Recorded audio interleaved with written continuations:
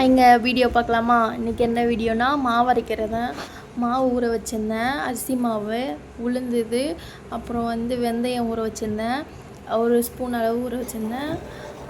2 பேருக்கு தான். அதனால் காலையில் பூண்டு குழம்பு தான் வச்சுருந்தேன். நானும் பாப்பாவும் பூண்டு குழம்பும் அப்பளமும் டோரா பூஜி பார்த்திங்கன்னே சாப்பிட்டோம். இந்த மாதிரி உங்களுக்கு ஹேபிட் இருக்குன்னா கமெண்ட்டில் சொல்லுங்கள். டோரா பூஜிலாம் நான் பிறக்கிறதுக்கு முன்னாடி இருந்தே இருக்குது. எங்கள் வீட்டிலலாம் அப்போ டிவிலாம் இல்லை, கூரை வீடு, ரொம்ப கஷ்டப்பட்டோம். ஆனால் இப்போ நல்லா தான் இருக்கோம். டோரா பூஜிலாம் பார்க்கறதுக்கெலாம் அவ்வளோ ஆசைப்படுவோம் வீடு. ஏன்னா பக்கத்து வீட்டில் போயிட்டு பார்த்துட்டு, ஆனால் வீட்டுக்கெலாம் வரக்கூடாது அப்படிலாம் சொல்லுவாங்க. அந்த ஃபீலிங்ஸ்லாம் தாண்டி தான் இந்த அளவு நான் வந்திருக்கேன். அப்புறம் நைட்டு கொஞ்சம் மாவு எடுத்து அரைச்ச மாவோட என் கை சீக்கிரமாக புளிச்சிடும், ஒரு கை சீக்கிரமாக புளிச்சிடும் சொல்லுவாங்க. அந்த மாதிரி என் கை அளவு சீக்கிரமாக புளிச்சிடும். அதில் கொஞ்சோண்டு எடுத்து தனியாக எக்ஸ்ட்ரா மாவு இருந்து அது கூட ரொம்ப புளிக்க வச்சு தோசை ஊற்றிட்டேன். தோசை சைக்கோங்க எங்கள் வீட்டில்.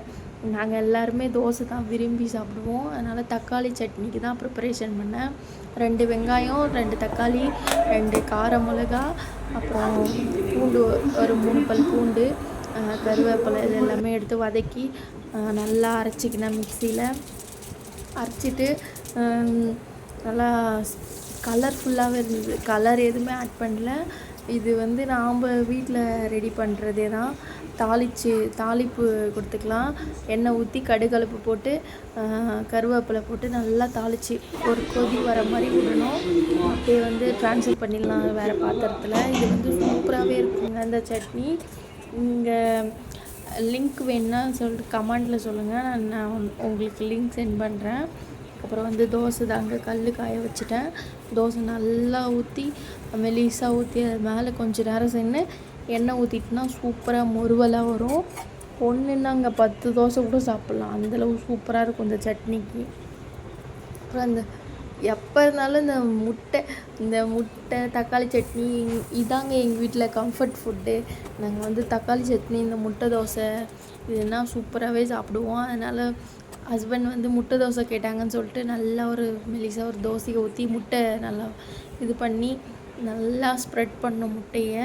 அதுக்கப்புறம் கொஞ்சம் சால்ட்டு, பெப்பர் வீட்டில் வாங்கி பெப்பர் அப்படியே வாங்கி பெப்பர் தூளாகவே நான் வீட்டில் ரெடி பண்ணிக்குவேன். வெளில வாங்கினா எப்படி இருக்குமோ எது இருக்குமோன்னு தெரியாது. ஆனால் நம்ம வீட்டில் ரெடி பண்ணிக்கினா அது நமக்கு ஈஸி தானே, வீட்டில் இருக்கிறதே யூஸ் பண்ணிக்கலாம்னு சொல்லிட்டு. அப்புறம் கேபிஎன் பழமுதிர் சோலையிலேருந்து இன்றைக்கி ஆஃபர் போட்டிருந்தாங்க. அதனால் கீழே போய் நின்று நீ தான் போயிட்டு வாங்கிட்டு வரணும் அப்படி சொல்லிட்டாங்க ஹஸ்பண்ட். அதனால் கீழே போயிட்டு வெயிட் பண்ணேன். திங்ஸ்லாம் கொஞ்சம் வாங்கிட்டு வரணும். ஆஃபர் போட்டிருந்தாங்க நேற்று ரம்ஜான்ன்றதால். சரி அந்த திங்ஸும் வாங்கிட்டு வந்தெல்லாம் சொல்லிட்டு கீழே போயிட்டேன். கீழே பேக் கீழே பிடிச்சிக்கோங்கம்மா அப்படின்னு சொன்னாங்க. ஏன்னா அது கிழிஞ்சிரும் அப்படின்ட்டு. தர்பூசணி, லிக்விடு, அப்புறம் சால்ட்டு, இதெல்லாம் லேஸ்லாம் வாங்கினோம். இந்த லேஸுக்கு எங்கள் வீட்டில் தான் நாங்கள் ரொம்ப அடிச்சுக்குவோம். அது ஏன் கம்மியாக தராங்கன்னு எனக்கு கொஞ்சம் கஷ்டமாக இருக்குது. ஒரு 30 ருபீஸுக்கு வாங்கணும்னு நிறைய கொடுக்கலாம்ல, ஒரு பாதி பேக்கெல்லாம் வச்சு கொடுக்கலாம்ல, கொஞ்சமாக கொடுக்குறாங்க. அப்புறம் காலையில் எழுந்த உடனே இட்லி சாம்பாருக்கெலாம் ரெடி பண்ண ஆரம்பிச்சிட்டேன். கடை ஸ்டைலில் இட்லி சாம்பார். அப்புறம் பாத்திரம் சைட் பை சைட் பாத்திரம் கழுவிட்டேன். சரி வேலையெல்லாம் முடிச்சிடலாம் அப்படின்னு சொல்லிவிட்டு சாம்பாருக்கு வச்ச ஆரம்பிச்சிட்டேன். ஃப்ரிட்ஜில் வச்சுருந்த மாவு சீக்கிரமாக புளிச்சிடும்ல, என் கை பக்குவம் தான். அதனால் ஃப்ரிட்ஜில் வச்சுட்டேன். எடுத்து கொஞ்சம் கட்டியாக இருந்து ஃப்ரிட்ஜில் வைக்கவே வெளியே எடுத்து வச்சுட்டு கொஞ்சம் நேரம் லேட் பண்ணி விடலாம் அப்படி சொல்லிட்டு விட்டுட்டேன். விசில் ஒரு 5 விசில் வச்சுங்க.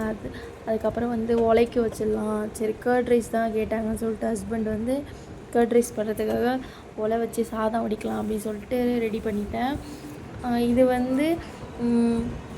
சாம்பாருக்கு நல்லா அந்த காயெலாம் வச்சோம்ல, அதை நல்லா கடைஞ்சி ஒரு தாளிப்பு கொடுத்துக்கலாம் சொல்லிவிட்டு எண்ணெய் ஊற்றி கடுகலப்புலாம் போட்டு காஞ்ச மிளகா, அப்புறம் பெருங்காயம் இதெல்லாம் போட்டு கருவேப்பிலை கொஞ்சம் போட்டு நல்லா வறுபடட்டுன்னு விட்டுட்டு அதுக்கப்புறம் அந்த சாம்பாரில் கொட்டி ஒரு 2 கொதி வரணும். உங்களுக்கு தண்ணி எக்ஸ்ட்ரா வேணுன்னா தண்ணி மாதிரி வச்சுக்கலாம். எங்கள் வீட்டில் கிரேவி மாதிரி கொஞ்சம் கட்டியாக இருந்தால் தான் கொஞ்சம் அவங்களுக்கு பிடிக்கும்.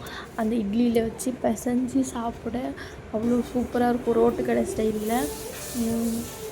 இட்லிக்கு சரி சைட் பை சைடு இட்லிக்கு ஊற வச்சிடலாம் சொல்லிட்டு இட்லிக்கு ஊற வச்சுட்டு இட்லி ஊற்றி வச்சுட்டு இவங்க பார்த்தா தர்பூசணியை பார்த்தோன்னே என் பொண்ணு தர்பூசணி தாம்மா வேணும் அப்படின்னு சொல்லிட்டாங்க. சரி இன்றைக்கி செவ்வாய்க்கிழமை நம்ம எதுவும் சாப்பிட மாட்டோம், தர்பூசணி சாப்பிட்லான்னு சொல்லிவிட்டு தர்பூசணி தாங்க அறிய ஆரம்பிச்சிட்டேன். சூப்பராகவே இருந்தது. இந்த பெரிய தர்பூசணி வாங்கிட்டு வாங்கினா நாட்டு தர்பூசணி, இந்த சின்ன தர்பூசணி தாங்க அடிக்கடி வாங்கிட்டு வரேன். ஏன்னு கேட்டால் இந்த தர்பூசணி சின்ன தர்பூசணி தாம்மா எனக்கு பிடிக்கும், பெரிய தர்பூசணிலாம் பிடிக்காது அப்படின்னு சொல்லிட்டு சொல்லுவாங்க. இந்த இன்ஸ்டாகிராம் யூடியூப்லாம் பார்ப்பேன். யூடியூபர்ஸ்லாம் என்ன சொல்லுவாங்கன்னா இது தண்ணி பழம் அப்படி சொல்லுவாங்க. எங்கள் ஊர் சைட்லாம், நாங்கள் விழுப்புரம் சைட்லாம் தர்பூசணின்னு தான் சொல்லுவோம். நீங்கள் என்னென்ன ஊர்லேருந்து என்னுடைய வீடியோஸ் பார்க்குறீங்கன்னு சொல்லிட்டு கமெண்ட்டில் சொல்லுங்கள். இந்த வீடியோஸ்லாம் மோஸ்ட்லி பார்க்கணுன்னா என்னோடய சேனலை சப்ஸ்கிரைப் பண்ணுங்கள், ஓகேவா?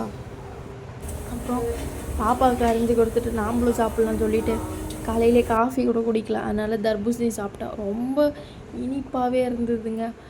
அப்படியே சாப்பிட்டு பாப்பாவுக்கு ஒரு பீஸு கொடுத்தேன், ஹஸ்பண்டுக்கு சாப்பிட்றம்மா அப்படின்னு சொல்லிட்டாங்க. அவங்க இட்லியும் ரெடி ஆகிடுச்சு. கருவேப்பிலை குச்சி வச்சு தாங்க விட்டு பார்த்தேன், நல்லா வெந்துருந்தது. அப்படியே ஹஸ்பண்டுக்கு எடுத்து அவங்களுக்கு டைம் ஆகிடுச்சு, 9 மணிக்கெலாம் போகணுன்னு சொல்லிவிட்டு அவங்களுக்கு இட்லி எடுத்து கொடுத்து சாம்பாரும் சட்னி எக்ஸ்ட்ராவே நைட்டு அரைச்சிட்டேன், அந்த சட்னியும் வச்சு கொடுத்தேன். சூப்பராகவே இருந்ததும்மா அப்படி சொன்னாங்க. 2 காம்பினேஷனும். இட்லி நல்லா அப்படியே மல்லிகை பூ மாதிரி இருந்ததுங்க, சூப்பராகவே இருந்தது. இட்லியும் சாம்பார் அண்டு தக்காளி சட்னி இதோட காம்பினேஷன் பிடிச்சிருந்தா ஒரு எல்லோ கலர் ஹார்ட்டினை பின் பண்ணுங்க, ஓகேவா?